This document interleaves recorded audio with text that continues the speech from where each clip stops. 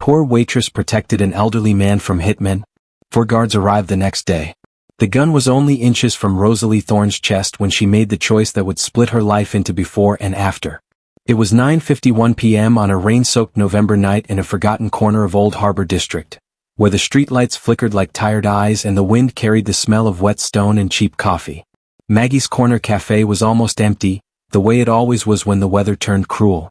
The small place belonged to Rosalie's adoptive mother, Maggie, who was upstairs fighting a sickness that stole her breath one day at a time. 3 masked men burst through the cafe door like the storm itself had learned how to wear boots. "Register. Now," the youngest one barked, waving a pistol that looked too heavy for his shaking hands. Rosalie's fingers tightened on the counter edge. Her heartbeat became a loud, private drum in her ears. She could see the cash drawer in her mind, 2 crumpled tens, someone's loose coins. Barely enough for tomorrow's bread delivery. Barely enough for Maggie's pain medicine. But the gun didn't stay on Rosalie. It swung toward the back table. Toward the elderly man sitting alone beneath the dim light, hands folded beside a cup of unsweetened tea. He was one of her regulars. Quiet. Polite. Always the same seat. Always the same tea. Always a tip measured like a habit. He came twice a week, never asked for attention, never demanded anything, yet his presence had slowly become familiar. Safe even? Like a grandfather Rosalie never had. The masked boy pointed the pistol straight at him. The old man didn't flinch. That was what broke something open inside Rosalie. Before fear could build a cage around her, her body moved. She stepped between the barrel and the old man's chest. Time narrowed to a single breath. A single decision. "Take the money," she said, voice shaking but clear. "Just leave him alone." The youngest robber hesitated. His finger trembled on the trigger.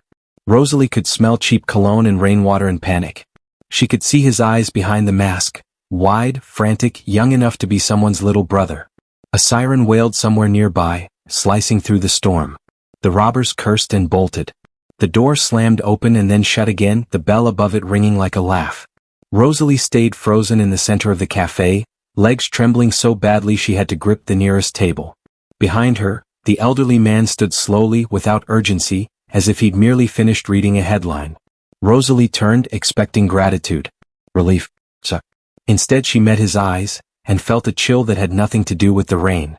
His gaze wasn't ordinary. It wasn't the warm, grateful look of someone who'd just been saved. It was ancient. Measuring. As if he was seeing past her skin and straight into the marrow of her choices. He reached into the inside pocket of his coat and removed 3 crisp bills, folding them with a careful, almost ceremonial precision. He placed them on the table. "Kindness," he said quietly, each word heavy as a vow, "is never forgotten." Rosalie opened her mouth, but no sound came. He nodded once, like a king dismissing a court, then walked out into the rain and vanished as if the storm had swallowed him. Rosalie stared at the money. $300. To most people it was nothing. To Rosalie it was tomorrow's food delivery. Maggie's medicine. A few hours of breathing room in a life that never stopped squeezing. But her hands were shaking too hard to pick it up. Because the real gift wasn't the cash. It was the way he looked at her, like she had just triggered something old and dangerous by doing something as simple as stepping forward. 2 police officers arrived 10 minutes later. Questions. Notes. Sympathy that felt thin and exhausted. Rosalie answered automatically, describing the masked men, the weapon, the direction they ran. She did not mention the old man. She didn't know why she kept his presence secret. It wasn't logic. It was instinct, like some quiet part of her soul whispered that his world was not meant to be spoken aloud. After the officers left, Rosalie locked the cafe and climbed the narrow stairs to the apartment above. Maggie was asleep, skin pale beneath the lavender sachet Rosalie had hung near the bed to cover the smell of illness. The cancer had spread. The doctor had stopped using the word recovery. Now they spoke in softer language, comfort, time, dignity. Rosalie sat beside her mother and watched her chest rise and fall with effort. Only hours ago, Rosalie had been 1 inch from death. And if she had died, Maggie would have died alone. Tears slid down Rosalie's cheeks without sound. She had learned long ago how to cry silently, like a survival skill. She opened her palm and looked again at the 3 folded bills. Kindness is never forgotten. The phrase echoed through her like a warning and a promise. She didn't sleep much that night. She lay awake listening to the rain, replaying the moment the gun had pointed at the old man, and the way the old man had looked at her as if he'd known her for centuries. At 7 a.m., Rosalie dragged herself downstairs to open the cafe. Her eyes were swollen. Her hands were stiff with cold. She reached for the curtains covering the front window and pulled them back. And her breath caught. 4 men stood outside in a perfect line on the sidewalk. Black coats. Black gloves. Boots polished so clean they seemed out of place on this cracked pavement. Behind them, 3 sleek, dark vehicles waited at the curb, silent, expensive, unnatural in this poor neighborhood, like predators pretending to be cars. Across the street, the laundromat owner watched with her phone held high. The newspaper vendor at the corner stared with his mouth open. Rosalie's first instinct was to lock the door, run upstairs and hide beside Maggie. But it was too late. The tallest man in front had already seen her through the glass. He stepped forward, and the others did not move, like they were trained to become statues until commanded. Rosalie forced herself to open the door. The man inclined his head politely, but his eyes were sharp, scanning her in a way that felt both protective and threatening at once. "Miss Thorne," he said, voice smooth as steel. "My name is Lucien Vale. The elder sends his greetings." Rosalie's stomach dropped. "The elder?" she repeated, confused. Lucien's gaze flicked briefly toward the cafe interior as if he was making sure she was alone. "The gentleman you protected last night?" he said quietly. "His name is Lord Givian Raldemar." Rosalie blinked. "He's just a customer." Lucien's expression changed, not into amusement, but into something closer to respect. "He was being hunted," Lucien said. "And you stepped between him and death." Rosalie's throat tightened. "I didn't think. I just—" "You chose," Lucien corrected gently as if the difference mattered. "And choices create debts." The words hit like a bell. Behind Lucien, one of the black car's doors opened slightly, just enough for Rosalie to glimpse darkness inside like a mouth. Lucien continued, "In his world, when you save the life of someone bound by oath, you forge an honor bond. Not paperwork. Not money. A vow." Rosalie's palms went cold. "I don't want anything," she said quickly. "I'm not looking for a reward." Lucien nodded as if he'd expected that answer. "It's not about what you want," he said. "It's about what is owed." Rosalie felt anger flare beneath her fear, anger at the unfairness of it. She was already drowning. Now strangers in black coats were standing outside her cafe like she belonged to them. "I have a sick mother upstairs," Rosalie said, voice trembling. "I have bills. I have a cafe that barely survives.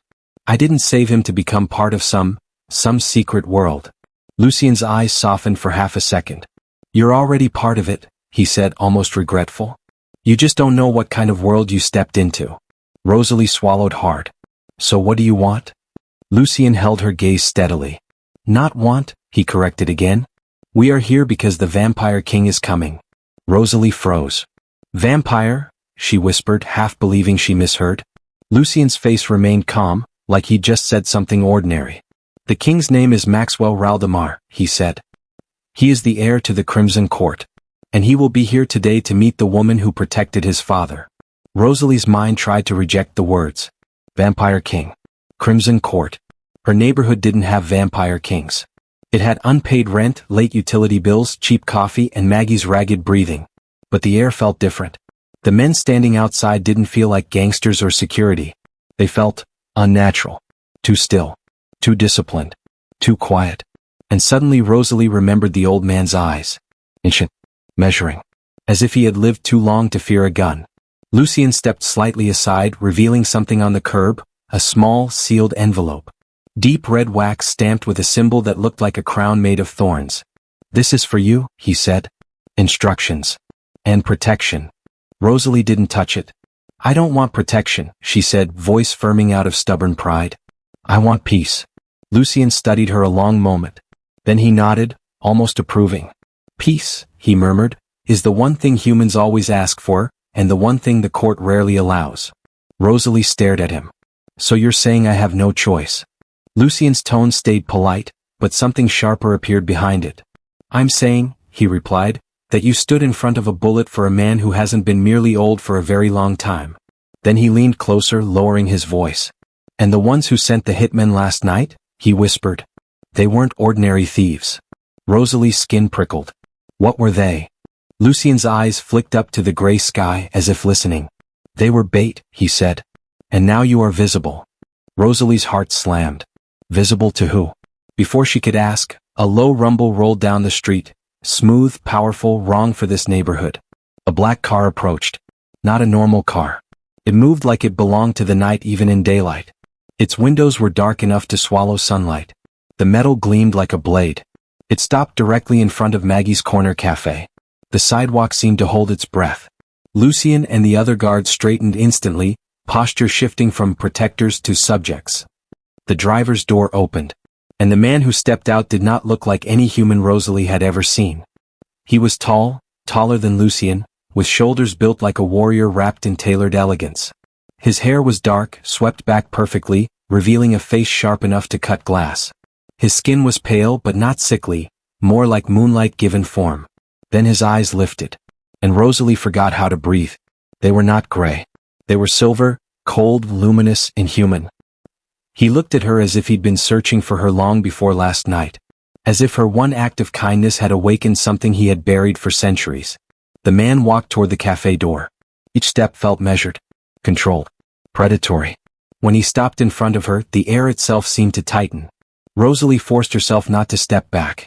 She lifted her chin like she'd learned to do in foster homes when adults tried to shrink her into silence. The Vampire King's gaze swept over her face, taking in her tired eyes, her worn sweater, the faint tremble in her hands. Then, incredibly, his expression didn't show disgust. It showed attention. Not pity. Not amusement. Attention as if she was the first real thing he'd seen in a long time. "Rosalie Thorne," he said, voice deep and smooth, carrying a quiet authority that made the men behind him feel like shadows. Rosalie's throat was dry. "Yes." The king's eyes narrowed slightly, not in anger but in something like curiosity. "You protected my father?" he said, not as a question. Rosalie swallowed. He was just a customer. For the first time, something flickered across the Vampire King's face, an emotion so fast it almost didn't exist. Surprise. Then a faint, dangerous softness. "No," he said quietly. "He was my blood." Rosalie felt the ground tilt under her. The king leaned forward just enough for her to smell something expensive and strange, like winter air and old roses. "And you," he murmured, "are the human who stepped between him and death." Rosalie's voice shook, but she didn't look away. "I didn't do it for a reward," she said. The Vampire King straightened, and the street seemed colder. "Good," he replied. "Because what you have earned is not something money can buy." He paused, eyes locking onto hers with a weight that felt like a chain made of light. "You have my attention," he said. Then, softly, so only she could hear. "And that is both the greatest protection and the greatest danger." Rosalie's heart hammered.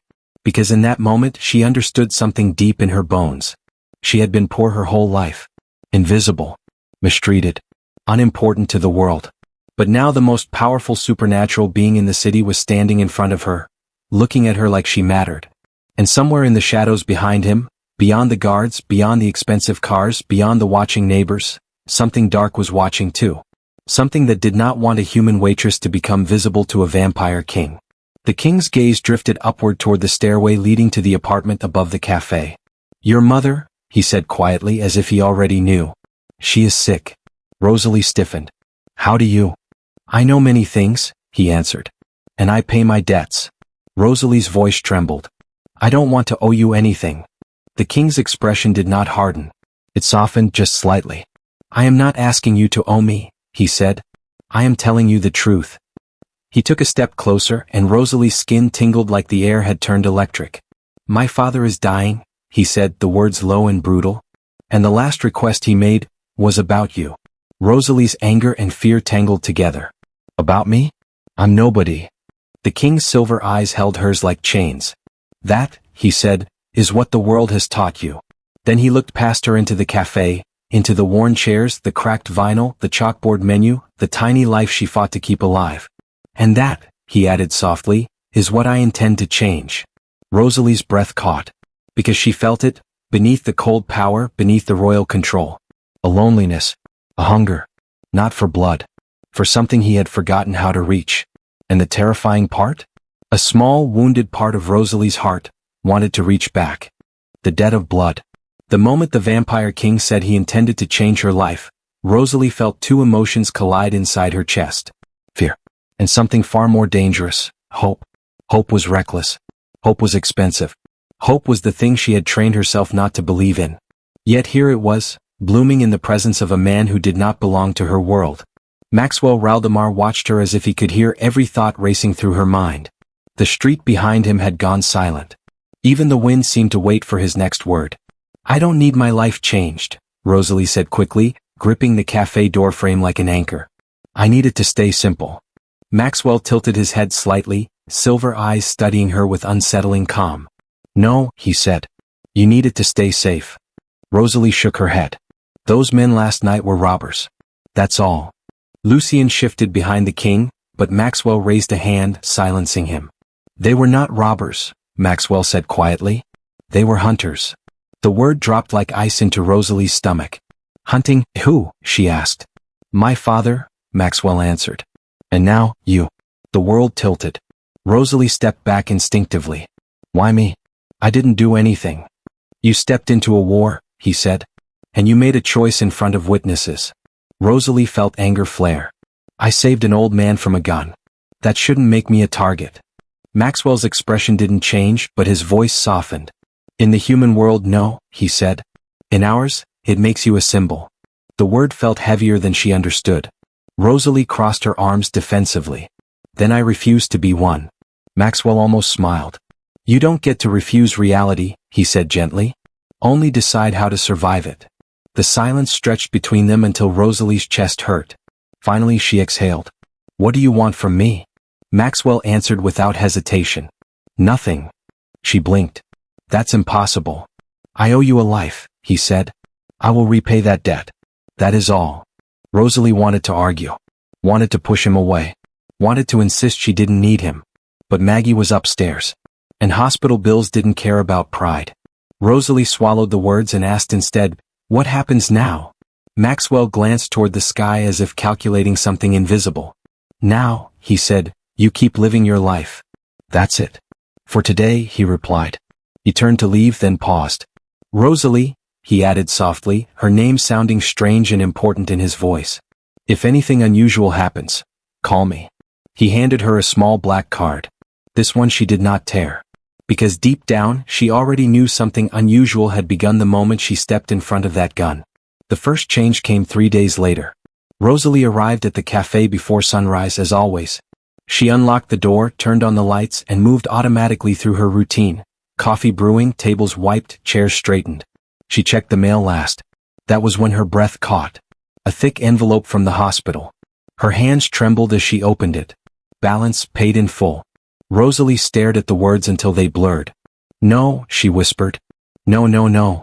She grabbed her phone and dialed the hospital. After 10 minutes of transfers, a tired receptionist confirmed it. "Your mother's treatment has been fully covered by a private donor." Rosalie leaned against the counter, heart racing. She didn't need to ask who. Anger came fast. Hot. Protective.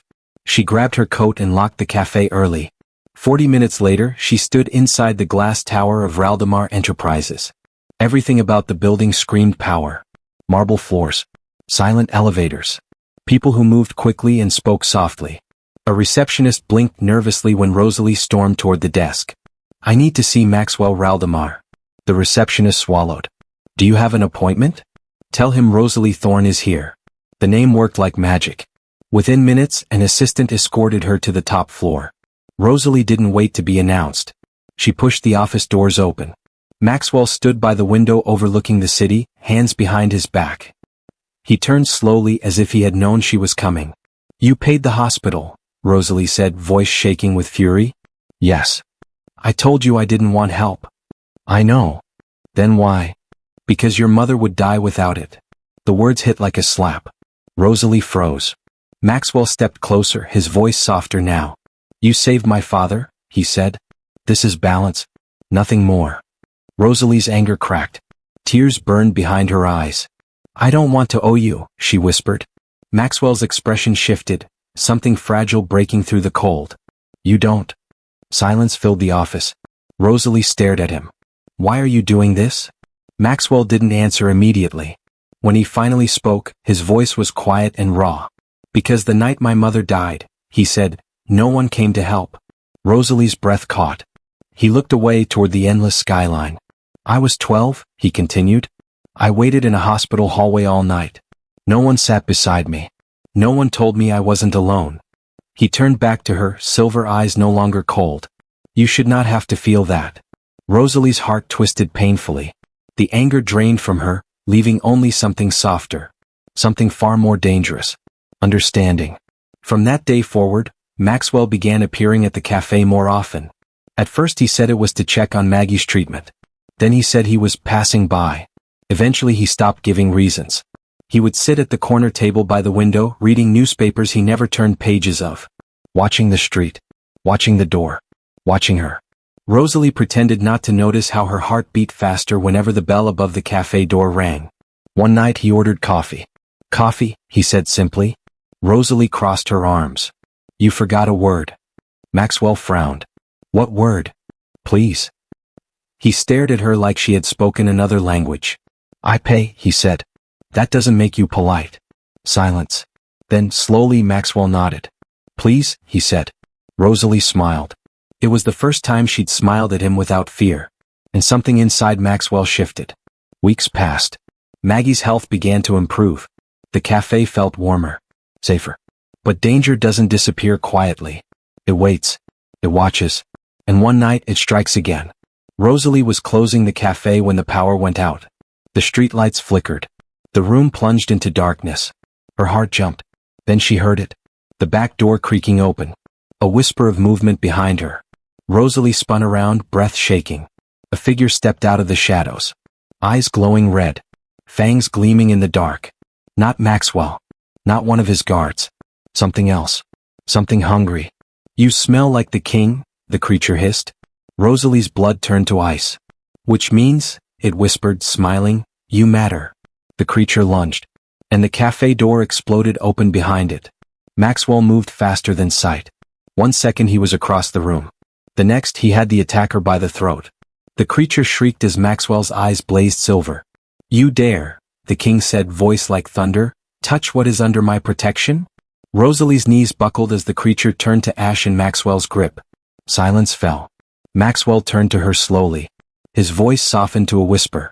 This, he said, is why you cannot remain invisible anymore. Rosalie stared at him, heart racing. Realizing the truth at last. Her life had changed. Her world had changed. And the man standing before her would either be her greatest protector or the beginning of the most dangerous love she could ever know. The queen the night was waiting for. The ashes of the creature still floated in the air like black snow. Rosalie couldn't breathe. Maxwell stood between her and the door, shoulders tense, silver eyes glowing faintly in the darkness. The cafe smelled like burnt metal and rain. For the first time since meeting him, Rosalie saw fear in the vampire king's face. Not fear for himself. Fear for her. You shouldn't have seen that, he said quietly. Rosalie swallowed hard. You shouldn't have hidden it. Silence stretched between them, thick and fragile. Maxwell exhaled slowly, the glow fading from his eyes. You deserve the truth, he said. But the truth is dangerous. Rosalie folded her trembling arms across her chest. My life already is dangerous. You said I'm visible now. So stop protecting me with silence. Maxwell studied her for a long moment. Then he nodded once. Very well. He moved toward the window and stared into the night as if searching for the right way to say words he had avoided for centuries. There are vampire courts across the world, he began. Ancient families who have ruled the night for thousands of years. Some protect humanity. Some feed on it. Some believe humans should serve us. Rosalie's stomach twisted. And the creature tonight? From a rival faction, Maxwell said. They believe humans are property. Livestock. Tools. Her hands clenched. And me? She asked quietly. Maxwell turned to face her. You, he said, voice low, are the human who saved the Elder King. That makes you a symbol of weakness to them, and a threat to their ideology. Rosalie laughed shakily. I make coffee and burn toast. I'm not a threat to anyone. You are to them, Maxwell replied. Because you remind them that humans can be brave. His gaze softened. And because you remind me that power can still choose kindness. Rosalie looked away, cheeks warming despite the fear coiling in her chest. The silence that followed felt different now. Heavier. Closer.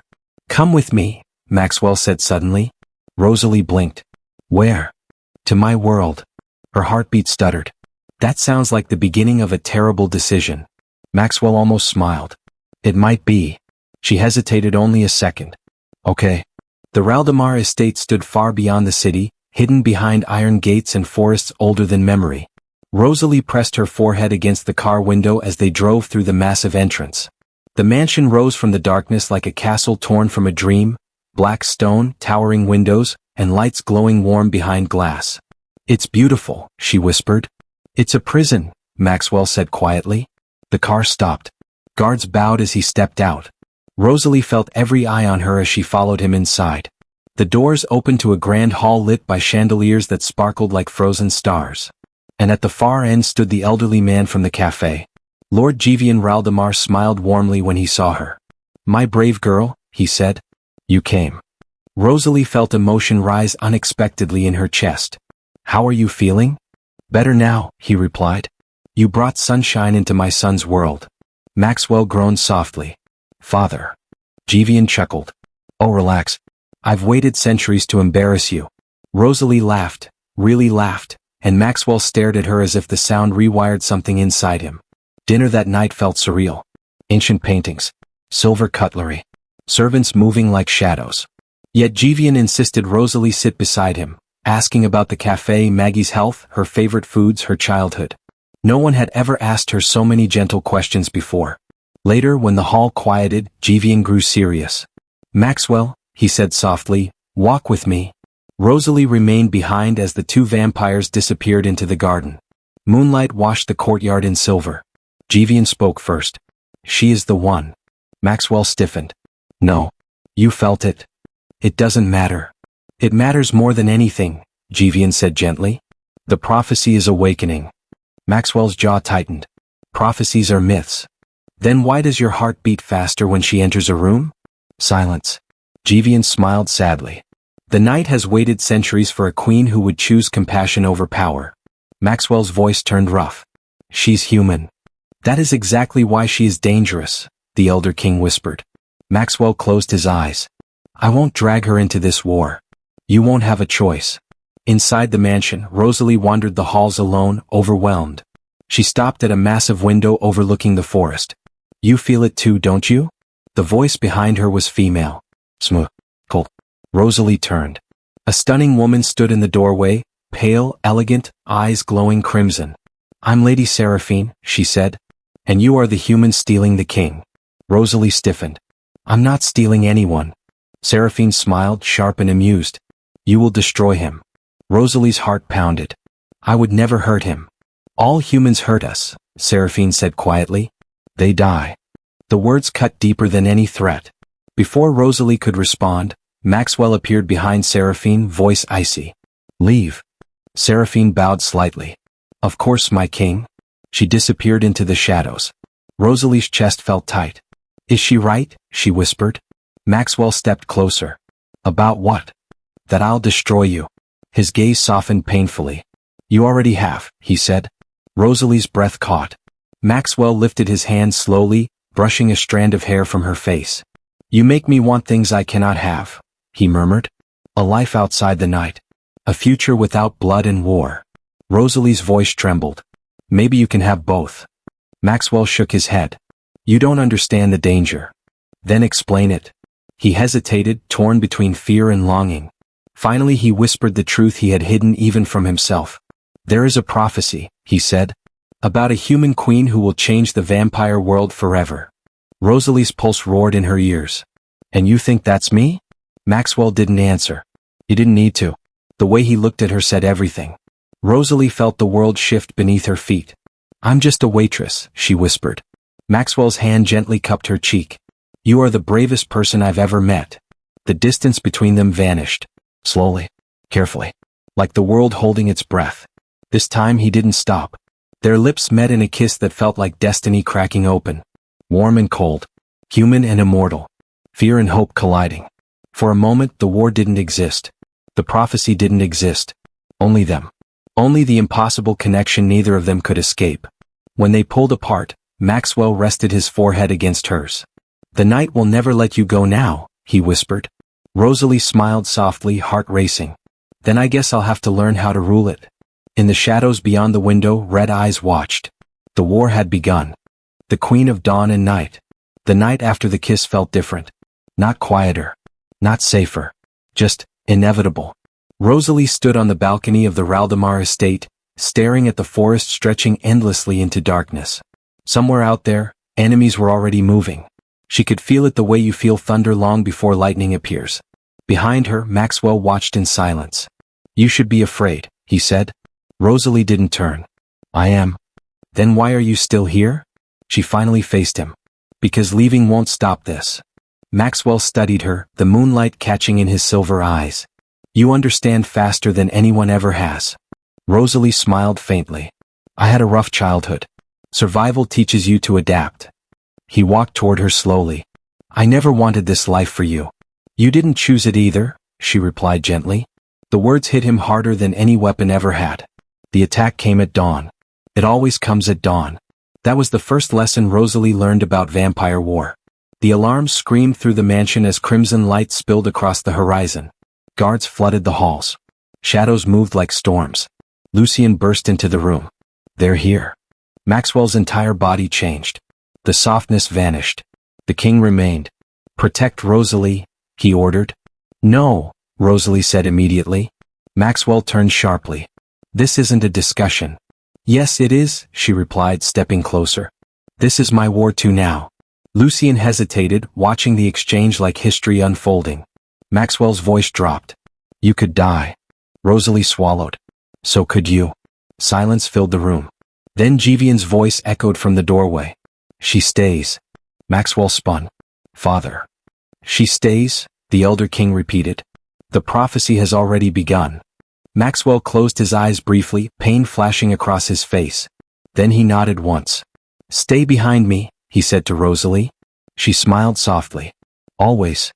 The battlefield was the courtyard. Hundreds of vampires gathered beyond the gates, eyes glowing red like a sea of fire. At their front stood Seraphine. "You chose the human," she called. "You chose weakness." Maxwell stepped forward, power radiating from him like heat. "I chose mercy." Seraphine laughed. "Mercy is how kings fall."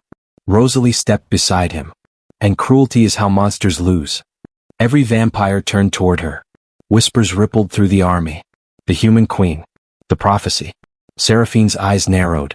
"Kill her." The gates shattered. Chaos erupted. The battle moved faster than Rosalie could comprehend. Silver flashes, crimson eyes, shadows colliding like storms. Maxwell fought like a force of nature. Every movement precise, deadly, protective. Still, enemies pushed forward. One slipped past the guards. Straight toward Rosalie. Fear froze her feet. Then something inside her snapped. Not panic. Not terror. Courage. The same courage that had stepped in front of a gun weeks ago. She didn't run. She stepped forward. "Stop," she shouted. The word echoed unnaturally loud across the battlefield. The attacking vampire halted mid-step, eyes widening. The entire courtyard fell silent. Even the wind stopped. Maxwell stared at her in shock. Rosalie didn't understand what she'd done. But the vampires did. "She commands the night," one whispered. "The prophecy," another breathed. Seraphine's face twisted with fury. "Impossible." Jivian stepped forward slowly, smiling through tears. "The queen of dawn and night," he whispered. Power rippled from Rosalie like invisible light. Warm, gentle, unbreakable. Not power that forced obedience. Power that inspired it. The attacking vampires dropped to their knees. One by one. The army followed. Silence swallowed the battlefield. Rosalie looked around, stunned. What just happened? Maxwell approached her slowly, awe in his voice. "You didn't conquer them," he said. "You reached them." Seraphine screamed in rage and lunged. Maxwell moved faster than lightning. One strike. The war ended. The courtyard stood quiet beneath the rising sun. For the first time in centuries, vampires stood in daylight without fear. Not burning. Not hiding. Just standing. Rosalie looked at Maxwell, confusion and wonder mixing in her chest. "The sun?" she whispered. "You changed the rules," he said softly. Jivian approached, pride shining in his ancient eyes. "The prophecy was never about power," he said. "It was about balance." Rosalie blinked. "Balance?" "Human warmth," Jivian explained, joining vampire strength. Maxwell took Rosalie's hands in his. "You gave us a future." She shook her head, overwhelmed. We gave each other one. The crowd knelt. Not in fear. In respect. Maxwell turned to her, voice steady but filled with emotion. Rosalie Thorne, he said, will you stand beside me as Queen of the Crimson Court? Tears filled her eyes. Yes. The word echoed like sunrise. Maxwell kissed her beneath the morning light as the world changed around them. The waitress who once struggled to pay rent had become the bridge between two worlds. Proof that kindness could rewrite destiny. Proof that courage could reshape the night. Proof that love could end a war centuries old. And from that day forward, vampires and humans spoke a new legend. The story of the girl who stepped in front of a gun. And stepped into a crown.